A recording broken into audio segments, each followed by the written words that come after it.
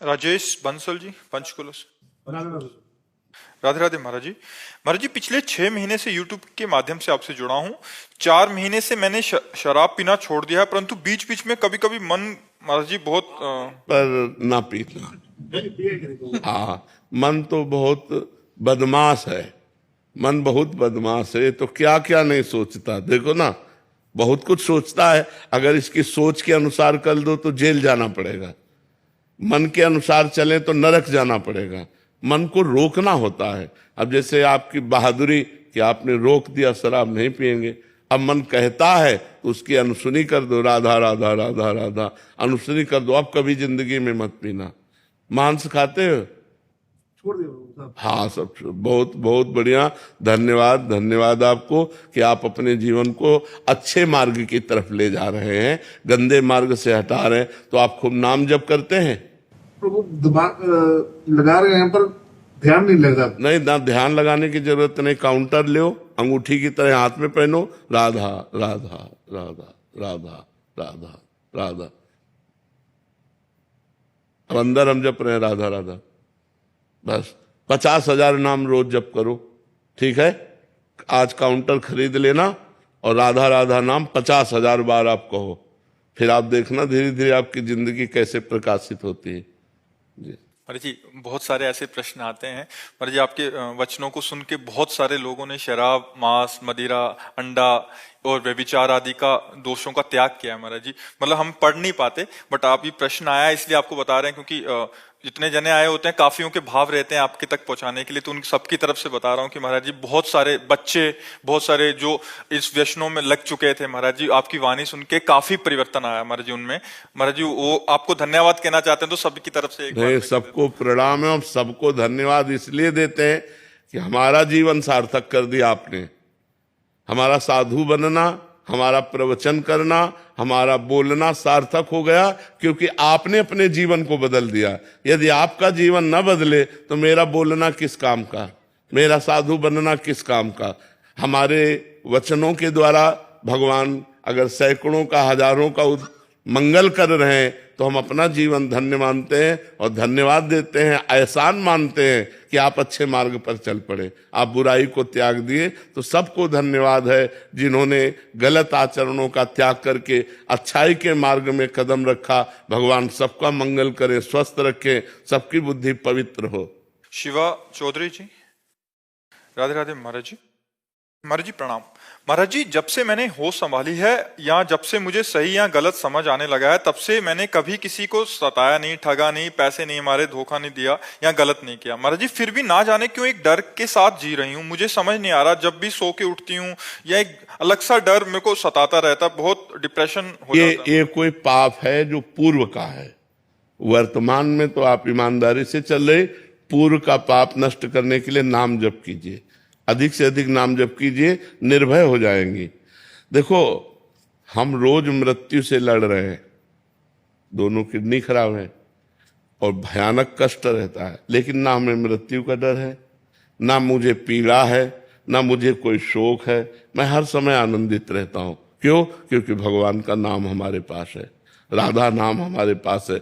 अगर ये ना हो तो जैसा आप कह रहे हैं, हम अब डिप्रेशन में चले जाएं, लेकिन हम आनंदित हैं, हम प्रसन्न, सत्य कहते हैं, हम बिल्कुल प्रसन्न रहते हैं, बिल्कुल हमें कष्ट नहीं है, सब कष्ट होते हुए भी। तो हम आपको बता रहे हैं कि अगर हम शोक से, भय से, चिंता से, दुख से निवृत्ति पाना चाहते हैं तो हमें खूब राधा नाम जपना चाहिए। तो जैसे जैसे राधा नाम बढ़ेगा और पाप नष्ट होगा, आप निर्भय होते जाएंगे, आपको एक आनंद मिलने लगेगा। अब जैसे मृत्यु है, तो मुझे लगता है जिस दिन मैं मरूंगा तो मेरी प्रियाजू की सखियां आएंगी और मुझे अपने पास ले जाएंगी। मुझे डर नहीं है कि हमारा कुछ छूट जाएगा, हमारा कुछ है ही नहीं तो क्या छूटेगा। हमारे तो प्रभु हैं, वही मिलने वाले हैं। शरीर छूटा, प्रभु से मिल गए। तो मृत्यु का भय तब लगता है कि हमारा पुत्र छूट जाएगा, पति छूट जाएगा, मकान छूट जाएगा, हमारे रिश्ते छूट जाएंगे, बैंक बैलेंस छूट जाएगा। ये सब छूटना है, उसको पकड़ो जो छूटना नहीं है। प्रिया प्रीतम, किशोरी किशोरजू, ये कभी छूटने वाले नहीं है। तो नाम जप करते हुए यदि हम अपना जीवन व्यतीत करें तो हम निर्भय हो जाएंगे, निश्चिंत हो जाएंगे, निशोक हो जाएंगे। जी। वेदा जी पंजाब से। राधे राधे गुरु जी। राधे राधे महाराज जी। महाराज जी, जब कभी कोई किसी के प्रति बुरा विचार आए या कोई गलत सोच आए जो हम करेंगे नहीं बट अंदर आ रही है, तो महाराज जी अपराध है क्या? अपराध तो नहीं है, कलयुग का एक प्रभाव है। कलिकर एक पुनीत प्रतापा, मानस पुण्य होए और नहीं पापा। कलयुग में मानसिक पुण्य तो लागू हो जाएगा, पाप लागू नहीं होगा। पर अगर हम ज्यादा मन से गंदी बात सोचने लगेंगे तो फिर वो क्रियाओं में उतर जाएगा, रोक नहीं पाएंगे। और जब क्रियाओं में उतर जाएगा तो फिर पाप लग जाएगा। जब तक क्रिया ना हो, केवल सोच बनी रहे तो पाप नहीं लगेगा। लेकिन सोच को जब हम क्रिया में उतार देंगे तो पाप बन जाएगा। और सोच को रोक पाना बड़ा कठिन होता है। जब हमारा मन कोई संकल्प कर लेता है तो फिर वो क्रिया में उतर ही जाता है। इसलिए हम जिस समय हमारे मन में कोई पाप वासना, कोई गंदी बात, कोई दूसरे के प्रति गलत भाव आ रहा हो, उस समय में जोर जोर से राधा राधा बोलना चाहिए। राधा राधा राधा राधा राधा राधा राधा राधा। वो हट जाएगा, वो डिलीट हो जाएगा, वो नष्ट हो जाएगा, वो आपके ऊपर प्रभाव नहीं डाल पाएगा। और यदि नाम जप नहीं चल रहा और उसी का आप मनन करते चले जा रहे तो आपका मन गंदा होता चला जा रहा है। कोई चीज गंदा करना बहुत सरल है, लेकिन साफ करना बहुत कठिन है। मन को गंदी बातों का चिंतन करा के आप गंदा तो कर सकते हैं, लेकिन मन को नाम जप करके पवित्र करना बहुत समय लगता है। गंदगी हमारे मन में इकट्ठा हो जाती है तो फिर भगवान का भजन भी अच्छा नहीं लगता, संत संग भी अच्छा नहीं लगता। इसलिए सावधान रहे कि हमारा मन गंदी बातें जब सोचे, हमारा बस तो है नहीं, तो हम उस समय नाम जप जरूर करें। नाम के द्वारा वो अपना प्रभाव नहीं दिखा पाएगा और वो नष्ट हो जाएगा। राजवीर जी फरीदाबाद से। राधे राधे महाराज जी।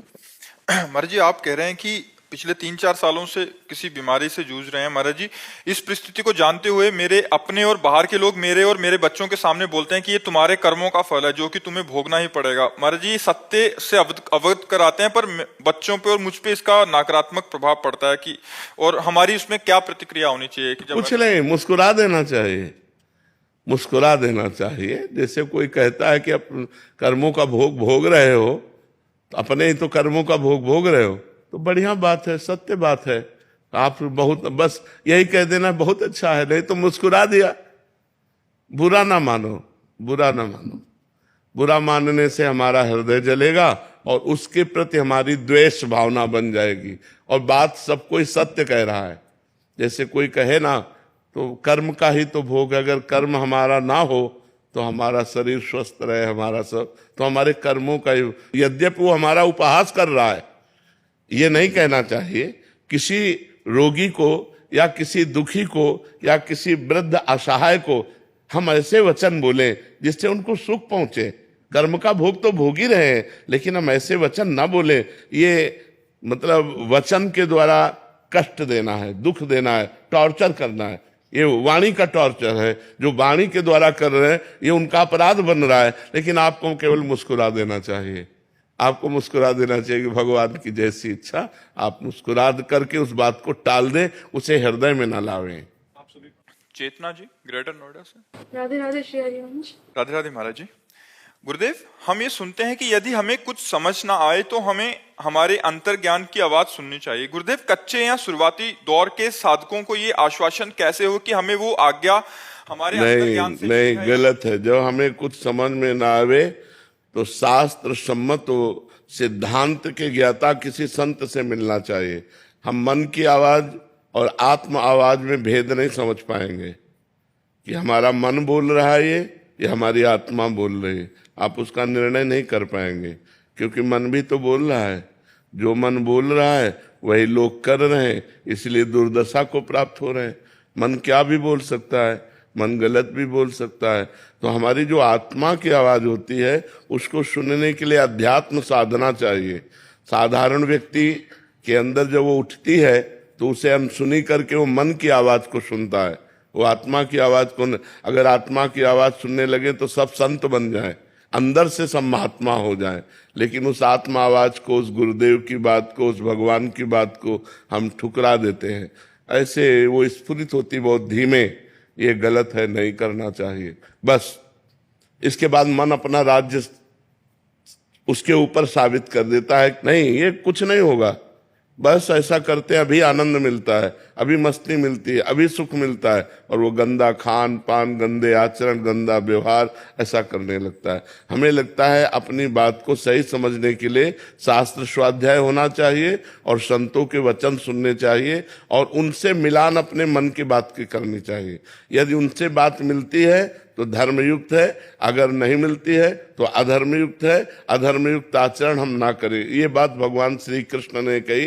तस्मात् शास्त्रम प्रमाणन्ते कार्या अकार्यो व्यवस्थितो, क्या करना चाहिए क्या नहीं करना चाहिए इसके लिए शास्त्र प्रमाण है। तो हम शास्त्र स्वाध्याय करें, अगर शास्त्र स्वाध्याय हमसे नहीं हो पा रहा तो हम संतों से बात करें, जो भगवान के प्रेमी जन हैं, जो महान संत हैं, उनसे हम बात करें तो हमारा सब निर्णय ठीक हो जाएगा। अगर हमारी बात संत और शास्त्र से मिलती है मन की, वो धर्मयुक्त है, और जो संत शास्त्र से नहीं मिलती वो अधर्मयुक्त है। हम अपनी आत्मा की आवाज को सुनने लायक नहीं है, हमारे अंदर इतनी पवित्रता नहीं है कि हम अपनी आत्मा आवाज को सुनकर उसके अनुसार चल पड़े।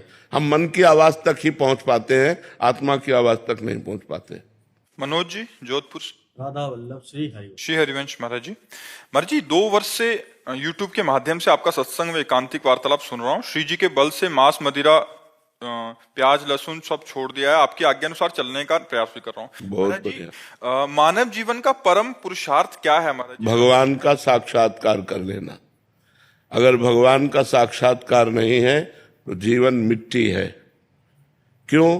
क्योंकि जब हमारा शरीर छूटेगा तो ना परिवार हमारे साथ जाएगा, ना बैंक बैलेंस साथ जाएगा, ना हमारा कोई मित्र साथ जाएगा, ना हमारा कोई पद साथ जाएगा, ना हमारा शरीर हमारे साथ जाएगा।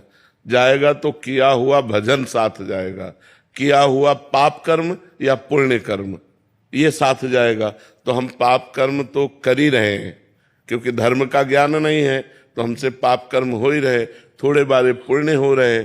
तो मनुष्य जीवन यदि भगवत साक्षात्कार नहीं कर पाया तो पाप पुण्य के फलस्वरूप नरक स्वर्ग भोगता रहेगा, उसका आवागमन नहीं मिटेगा। साधन धाम मोक्ष कर द्वारा पाई न जे परलोक संहारा। ये मनुष्य जीवन परलोक संभालने के लिए कि हम ऐसा भजन करें कि अपने गृहस्थी के कार्य करते हुए, नाम जप करते हुए, अच्छे आचरण करते हुए भगवान को प्राप्त हो। अगर भगवान को प्राप्त नहीं हुए तो ये आवागमन जो है ना, कभी सुअर बनना, कभी कुत्ता बनना, कभी अन्य योनियों में जाना, क्या क्या कष्ट भोगना है। इसलिए नाम जप जरूर करो।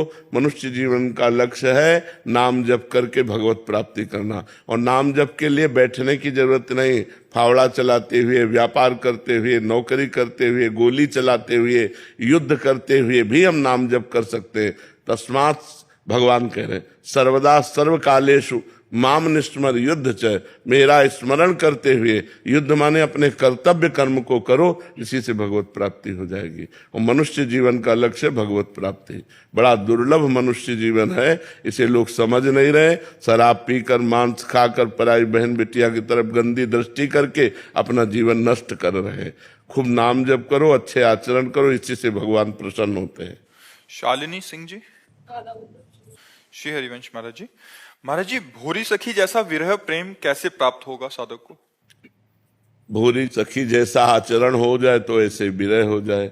24 घंटे में भूरी सखी जी एक बार सेवा कुंज जाते थे, उनका नाम भोलानाथ जी महाराज है। और जो चने बंदरों को फेंक दिए जाते थे, बंदर नहीं खाते थे, ठुड्डी जो, वो बीन कर एक मुट्ठी 24 घंटे में वो पाते और यमुना किनारे बैठे राधा राधा राधा राधा।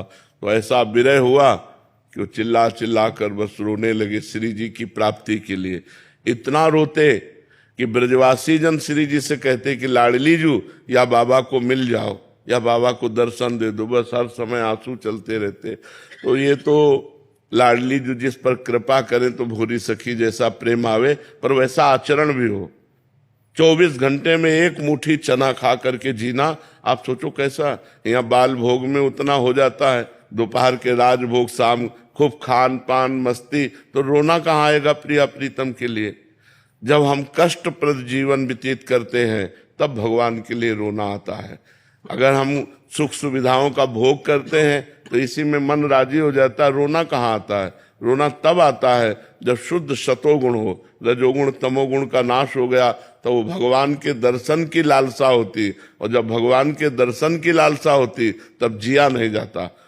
दरस बिन दूखन लागे नैन, मीरा जी कहते हैं, जब से तुम बिछुरे पिए प्यारे, कबहु न पायो चैन, दरस बिन दूखन लागे। हा कृष्ण, हा राधा, कब आप मिलोगे? वो रो रहा है, वो विकलता भगवान जब जिस पर विशेष कृपा करते हैं, और विशेष कृपा उसी पे करते हैं जो यहाँ कुछ कामना नहीं करता, कोई भोग नहीं भोगता, केवल प्रभु के लिए। नहीं खान पान ते भावे है, नहीं कोमल वसन सुहावे है, सब विषय लगे ते खारा है, हरि आशिक का मग्न आ रहा है। नारायण हरि भजन में ये पांचों न सुहात, विषय भोग, निद्रा, हंसी, जगत प्रीति और बहुबात, ये अच्छा नहीं लगता। वो एकांत में बैठे प्रभु के प्रति रोता रहता है।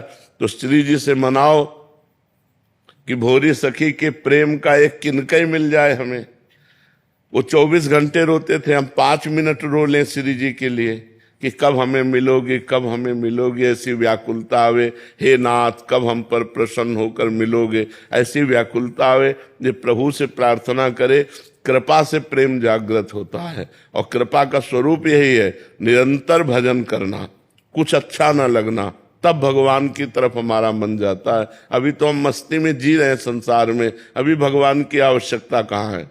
किसको आवश्यकता है भगवान की? जिसके जीवन में भगवान की आवश्यकता जागृत हो जाती, उसे फिर चैन नहीं पड़ता भगवान के बिना। तो भगवान को भी चैन नहीं पड़ता, उसके बिना भगवान मिल जाते हैं उसे। अब ये अंदर की बात है, बाहर की नहीं।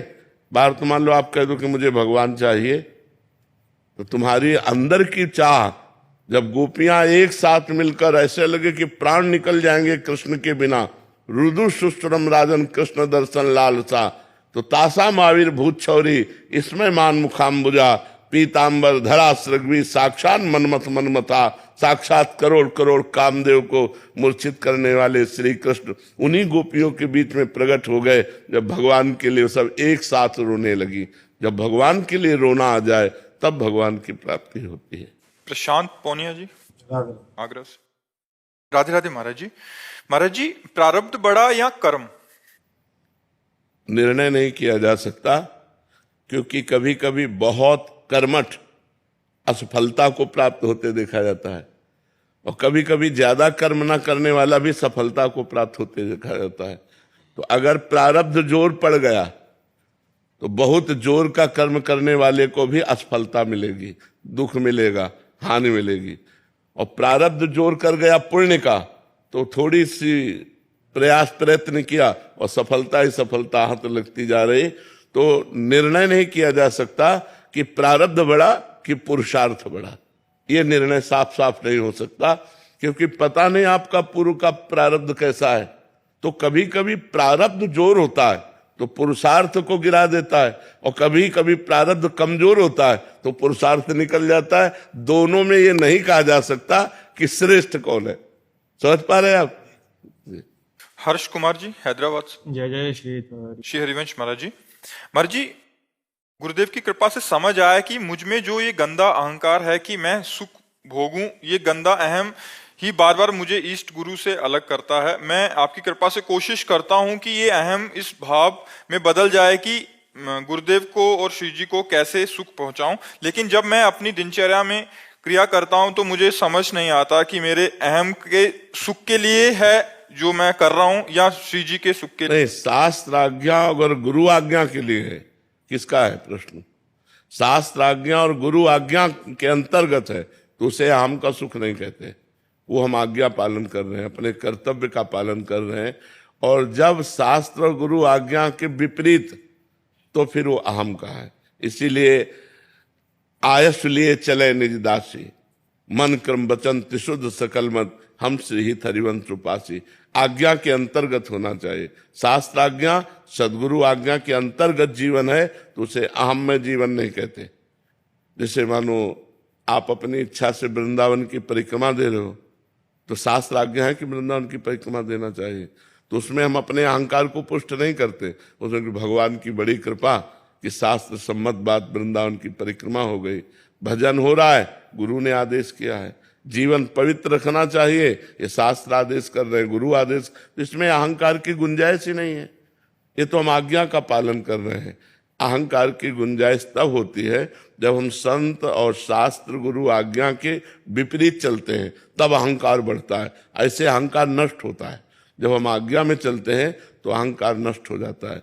तिनकी संगति रहत जाति कुल मद सब नंसई, संतत सेवक सदा भजत जे श्री हरिवंशई। जो प्रिया प्रीतम का भजन कर रहे हैं, उनकी बात मानने से, उनका संग करने से अहंकार गलित हो जाता है, नष्ट हो जाता है, जो जन्म मरण का हेतु है। संस्कृति मूल स्थूल प्रदनाना, सकल शोक दायक अभिमाना, ताते करे कृपा निधि दूरी, सेवक पर ममता अति भूरी। जो गुरु आज्ञा में, शास्त्र आज्ञा में चलता है, उसका अहंकार नष्ट हो जाता है। जो मनमानी चलता है, उसका अहंकार पुष्ट हो जाता है, और अहंकार पुष्ट होने पर दुर्गति होती है, और अहंकार नष्ट होने पर भगवत प्राप्ति होती है।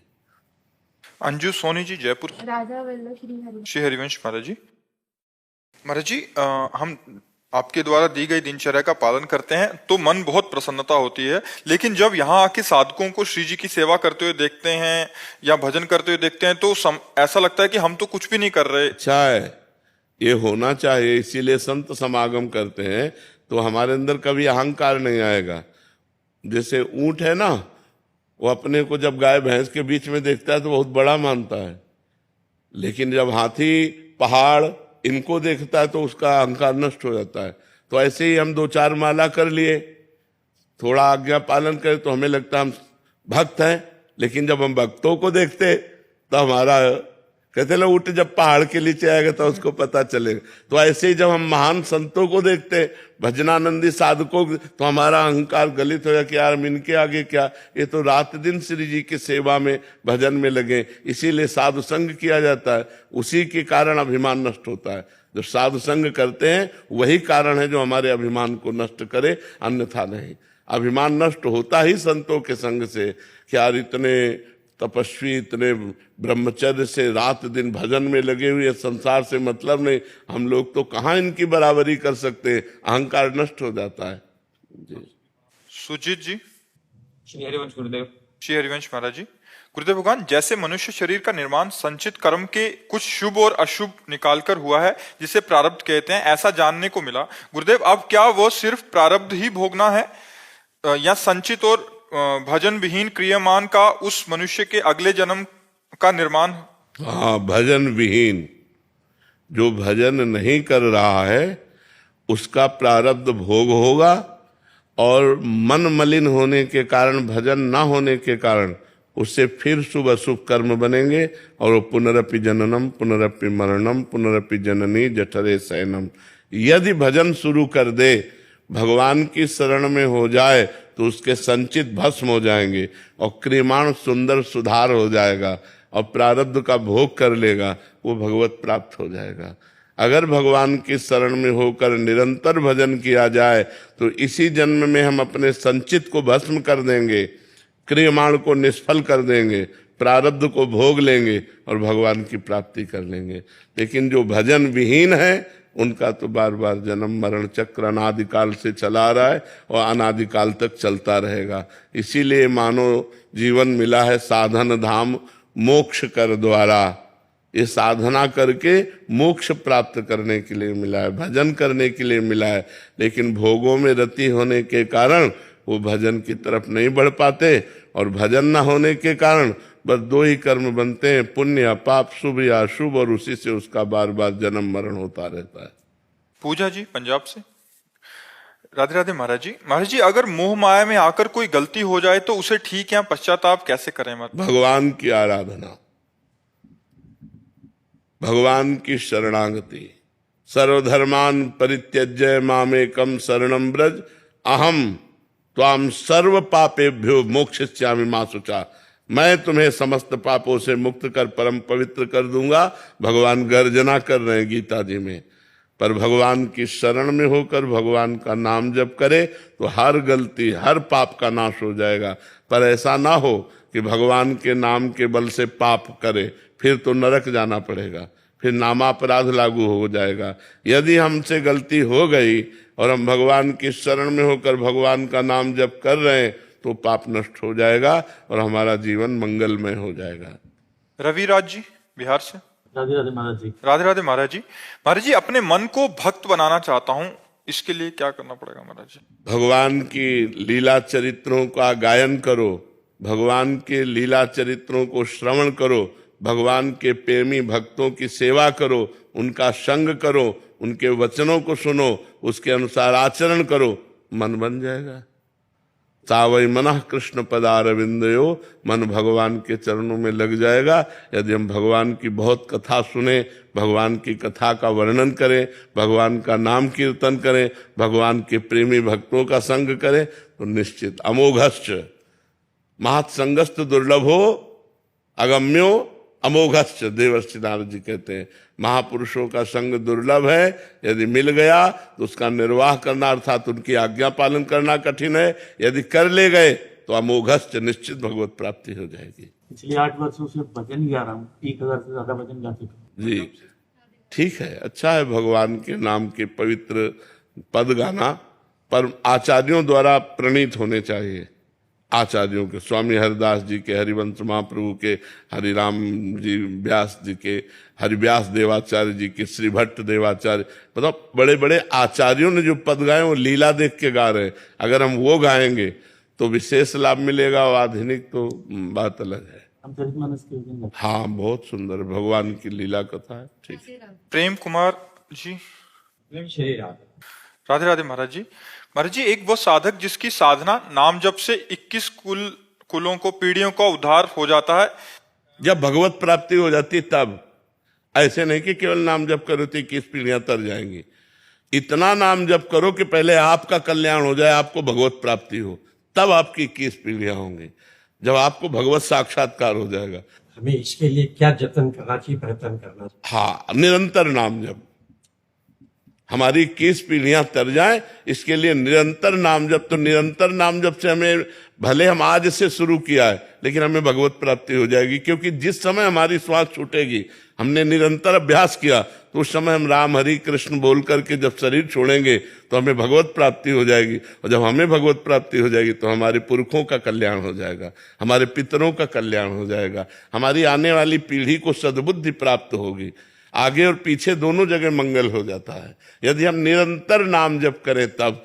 क्योंकि पता नहीं कौन सी श्वास हमारी आखिरी श्वास हो, तो जब हम निरंतर नाम जप कर रहे हैं, हमारी आखिरी श्वास हो गई तो हमें भगवत प्राप्ति हो जाएगी। मनीष। राधा वल्लभ श्री हरिवंश। राधा वल्लभ श्री हरिवंश। महाराज जी, महाराज जी, हम पर आपकी कृपा सदा बनी है, हमारी त्रुटियों का सुधार करने का सामर्थ्य प्रदान करें। महाराज जी, इन दिनों संबंधों में बहुत कड़वापन आता जा रहा है और संबंध विच्छेद होते जा रहे हैं। महाराज जी, नहीं, आप कहीं गलत है, आपका व्यवहार कहीं गलत है। संबंध में प्रियता आनी चाहिए, भक्त के संबंध में प्रियता आनी चाहिए, हर संबंध सुधर जाना चाहिए। भक्ति करते हुए यदि संबंध बिगड़ रहे हैं तो आपकी भक्ति में कहीं कमी है। नहीं, अपनी पत्नी में भगवान है, अपने पुत्र में भगवान है, अपने माता पिता में भगवान है। हम उस भाव से प्यार करें, अधिक से अधिक प्यार करें। पत्नी को इतना प्यार करें कि उसकी सब स्वभाव बदल जाए, माता पिता को इतना सेवा प्यार करें कि हमें आशीर्वाद दे, पुत्र को इतना प्यार करें कि वो सतमार्ग में चलने लगे। हम वो प्यार दुलार ना करें जिससे पुत्र बिगड़ जाए, पत्नी बिगड़ जाए, परिवार बिगड़ जाए। तो प्यार शब्द में दोनों आते हैं, शासन और दुलार। तो दोनों के द्वारा हम अपने परिवार का, ऐसा नहीं कि खंडन हो जाए, संबंध विच्छेद, तो कहीं ना कहीं त्रुटि हो रही है आपसे। तो उसी हिसाब से चलो जैसे गृहस्थी में चला जाता है, और खूब नाम जप करो। संबंध विच्छेद क्यों? हमारी कोई त्रुटि हो रही है, हमारे प्यार में कोई कमी हो रही, उसे हमें सुधारना चाहिए। सत्संग या भक्ति खंडन, लड़ाई झगड़ा ये सब नहीं करती, वो मंडन करती है। सबसे प्यार, चराचर जगत से प्यार। फिर अपनी पत्नी संतुष्ट नहीं, अपने माता पिता संतुष्ट नहीं, तो भगवान को हम कैसे संतुष्ट कर पाएंगे? हमको तो सबसे प्यार करना है। समझ पा रहे हो ना? सुधार करो, स्वयं सहो, दूसरे के द्वारा दी हुई प्रतिकूलता को सहो और प्यार करो। अपने आप अधीन कर लोगे किसी को भी। जब हम प्यार करते हैं और सामने से प्रतिकूलता मिलती है तो गुस्सा आता है, नहीं। अगर किसी को अधीन करना है तो वो प्रतिकूलता करे, हम प्यार करें, तो ये प्रभाव ऐसा डालेगा कि वो आपके अनुकूल हो जाएगा। ये धर्म है ना। हम सहते चले जाएं और बार बार तो उसके दिमाग में आएगा कि यार ये, तो वो प्यार करेगा फिर आपसे। अगर नहीं करेगा तो उसको दंड मिल जाएगा, भागवतिक दंड मिल जाएगा। वो अपने आप आपसे संबंध विच्छेद करके ऐसी जगह फंसेगा जहां उसके पुरखा पानी पा जाएंगे। तो आपको अपने धर्म से चलना चाहिए। बहुत कृपा करी दर्शन दिए आकर के, बहुत कृपा करी। बस खूब सुमिरन करे, शरीर से सेवा करे संत महापुरुषन की, और हृदय से सुमिरन करे। बस ये दो ही साधन से भगवान प्रसन्न हो जाते हैं। उन्हीं को चाहे वायुगुरु कहो, चाहे राम कहो, चाहे कृष्ण कहो, चाहे हरि कहो, वो एक ही है, उसके नाम अनेक हैं। जो गुरुदेव नाम दे वो अंदर नाम चलता रहे और शरीर से सेवा बनती रहे। किसी को दुख न पहुंचे और पाप कर्म न बने, किसी को दुख न पहुंचे और पाप कर्म न बने। हृदय से सुमिरन, शरीर से सेवा, इसी से सब काम हो जाता है। अगर हमारे शरीर से पाप कर्म बनते रहे तो हृदय से सुमिरन नहीं होगा, और हृदय से सुमिरन नहीं होगा तो मालिक तक आवाज नहीं पहुंचती। मालिक तक आवाज पहुंचाने के लिए हृदय से सुमिरन होना चाहिए। वो हृदय की पुकार सुनता है, और वो यहीं बैठा हुआ है, हृदय में ही बैठा हुआ है। पर वो हृदय से जब जपा जाता है तब उस तक हमारी पुकार। तो खूब नाम जप करो और खूब संत सेवा करो।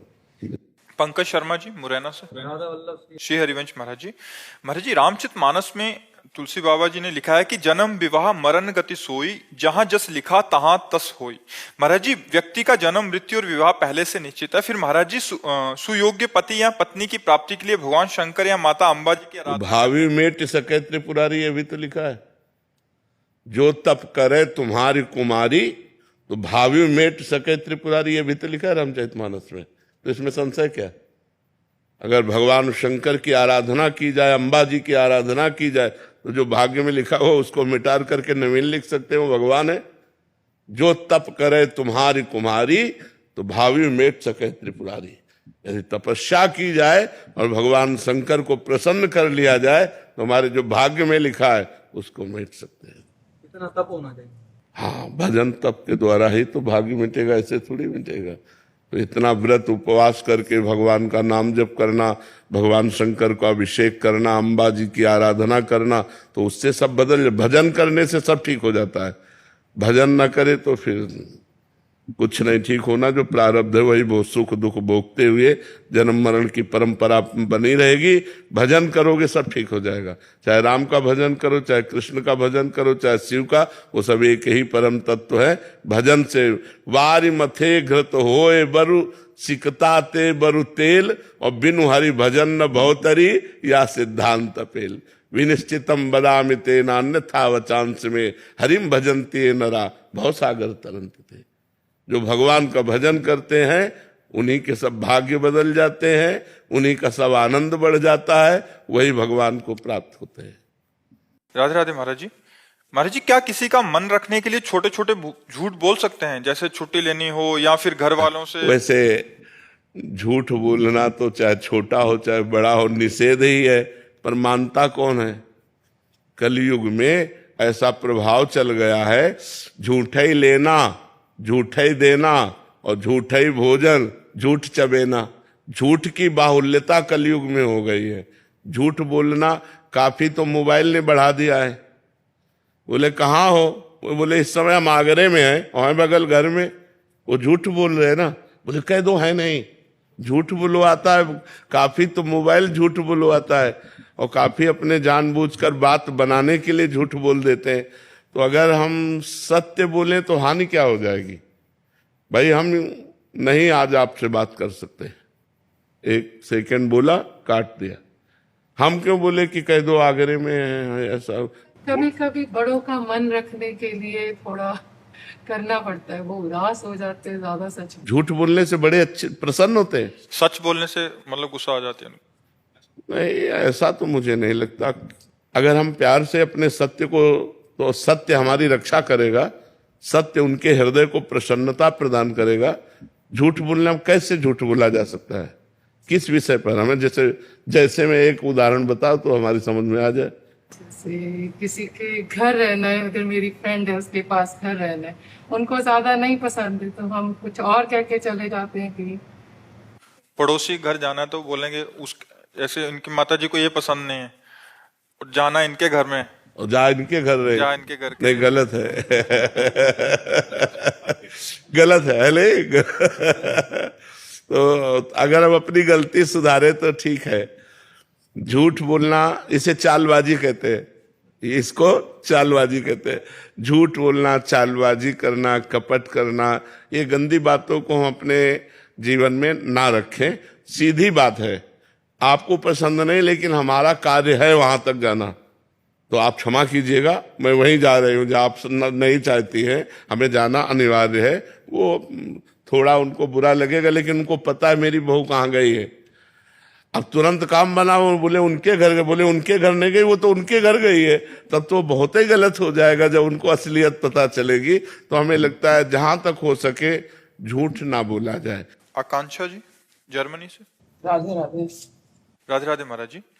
महाराज जी, हम जर्मनी में रहते हैं और आपकी असीम कृपा, प्रतिदिन की शुरुआत आपकी वाणी से ही होती है, दिन भर राधा नाम चलता है। और महाराज जी, हम शनिवार को कई देशों के साधक मिलकर राधा नाम की कीर्तन आदि करते हैं। महाराज जी, आगे आप प्रश्न है कि जब हम किसी भी व्यक्ति या परिस्थिति में दोष दर्शन नहीं करते और हम हर प्रतिकूलता को अपना प्रारब्ध मानकर राधा नाम का आधार बनाकर सहज हो जाते हैं, तब किसी भी प्रतिकूलता में सामने वाले व्यक्ति को सही या स्वयं में ही दोष दर्शन होने लगता है। महाराज जी, अपने दुख से निराशा नहीं बल्कि दूसरे व्यक्ति के कष्टों का चिंतन ज्यादा होता है। महाराज जी, मेरी सहजता से धीरे धीरे ऐसा नहीं, ऐसा चला जाता है कि जैसे हम इनके प्रति न द्वेष करते हैं और न इनके प्रति हमारी अहित भावना है। अब ये हमसे द्वेष करके जल रहे हैं तो ये इनका स्वभाव है और इनको जलना चाहिए, क्योंकि जब जलेंगे तभी इनको महसूस होगा कि मैं गलत हूं, मेरा हृदय जल रहा है। हमको उससे दुखी नहीं होना चाहिए। हमको दुख तब होना चाहिए जब हमारी किसी क्रिया से, हमारी वाणी से इनको दुख पहुंचा, तो हमें पश्चाताप होना चाहिए कि हमने गलत किया, आगे से नहीं करेंगे। लेकिन हम स्वयं अपने रास्ते सही चल रहे और कोई हमसे द्वेष करके दुख प्राप्त कर रहा है, ये उसकी बुद्धि है, हम उसको रोक नहीं सकते, उसे हम संभाल नहीं सकते। इसलिए हमें दुखी नहीं होना चाहिए। हमें बस इतना देखना है हमारे द्वारा किसी को दुख न पहुंचे। अब वो हमारे प्रति भावना करके दुखी हो रहा है तो उसको हम क्या कह सकते हैं? हमारा बस नहीं, क्योंकि उसका स्वभाव उसको दुख दे रहा है। इसलिए हमको प्रसन्न रहना चाहिए, ऐसे संसार की इन वृत्तियों में नहीं फंसना चाहिए, नहीं तो आप दुखी बनी रहेंगी। जी प्रभु, ऐसा ही हो रहा है। हाँ, नहीं, आपको दुखी नहीं होना। प्रसन्न आत्मा संतुष्टा एन केनवा, हर परिस्थिति में प्रसन्न रहो। हमारे द्वारा अगर दुख किसी को मिला तब तो दुख होना ठीक है, क्योंकि उससे हमारा पाप नष्ट हो जाएगा, उससे हमारी क्रिया सुधर जाएगी। लेकिन कोई अपने आप हमारे प्रति भाव करके दुखी हो रहा है, उसमें हमारा कोई दोष नहीं। हमें प्रसन्न रहना चाहिए। बहुत से बहुत भगवान से प्रार्थना करनी चाहिए कि उसकी बुद्धि शुद्ध हो जाए। व्यर्थ में वो जल रहा है, पर हमें दुखी नहीं होना चाहिए। प्रभु, अगर हमें पता ही नहीं है कि हमारा कोई दोष है या नहीं है, हम सब कुछ ठीक कर रहे हैं और हम कोशिश कर रहे हैं कि हमसे कोई दोष ना बने, फिर भी कोई हमें बार बार प्रतिकूलता दे रहा है, हमको नहीं, तो सहना चाहिए, हमें सहना चाहिए। हाँ, उमा क्षमा सापो ते भारी, अपने कर्म जाय अपकारी। जब आप सहोगी तो आपकी सहनशीलता उसके स्वभाव को नष्ट कर देगी, उसको ठीक कर देगी, उसका दंड उसको मिलेगा। उमा क्षमा श्राप होते भारी, जो शाप होता है उससे भी अधिक बलवान क्षमा होती। आपने क्षमा कर दिया, प्रतिकूलता वो ज्यादा नहीं बढ़ पाएगा, वो नष्ट हो जाएगा, क्योंकि वो प्रतिकूलता जो दे रहा है और हम क्षमा के द्वारा सह रहे हैं, तो ये हमारी सहनशीलता हमको बचा लेगी और उसको नष्ट कर देगी। ऐसा नहीं कि हम 4 गाली रोज कोई देता, हम चुपचाप सह रहे हैं तो 8 देने लगेगा, नहीं, वो देने लायक नहीं रहेगा। जब हम चुप रहते हैं तो उसको बहुत बड़ा दंड मिलता है। एक नाव में 50 लोग बैठे थे, उसमें एक संत अपने शिष्य के साथ बैठे थे, तो 2 पुलिस कर्मचारी चढ़े। उस समय, पुराने समय में संगीन लेके चलते थे, जिनमें चाकू पर लगी हो ऐसी राइफल लेके चलते थे। तो नजदीक गए और संत के शिष्य से कहा और शकील तो वहां जगह नहीं थी, तो एक बूट मारा। वो नंगे पैर बैठे थे तो बूट से उनके पैर में मारा और कहा साइड हो। वो कोशिश की लेकिन जगह नहीं थी, फिर एक थप्पड़ मारा। वो कुछ नहीं बोले क्योंकि साधु थे, शांत चुपचाप सह गए। अब नाव किनारे पहुंची तो पानी हाथ दो हाथ जहां नाव नहीं जा सकती, तो उन्होंने राइफल को ऐसे किया और ऐसे करके छलांग मारना चाहा।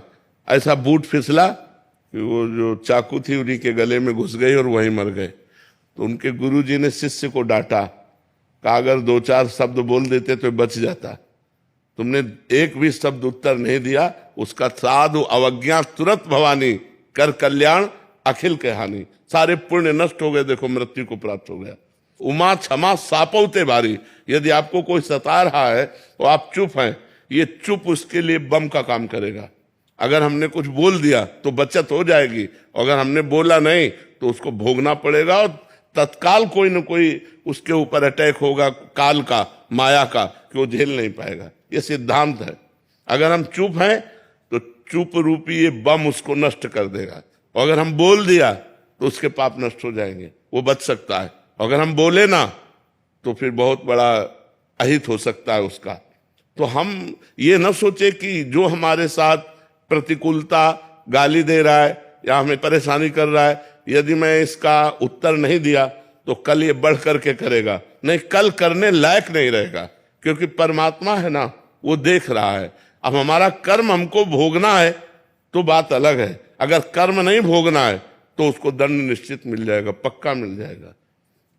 ऐसा नहीं है कि वो ऊपर वाला देख नहीं रहा, मालिक सबको देख रहा है। अगर आप शांत हो, चुप हो और आपको कोई सता रहा है तो एक दिन वो दुर्गति को प्राप्त होगा। आप चुप होकर देख लेना, वो 2-4 दिन उन्नति दिखाई देगी, लेकिन वो ऐसा नष्ट होगा कि बिल्कुल बात समझ लो। इसलिए सहनशील उन्नति को प्राप्त होता है और क्रोध करने वाला अवनति को प्राप्त होता है। आप सहनशील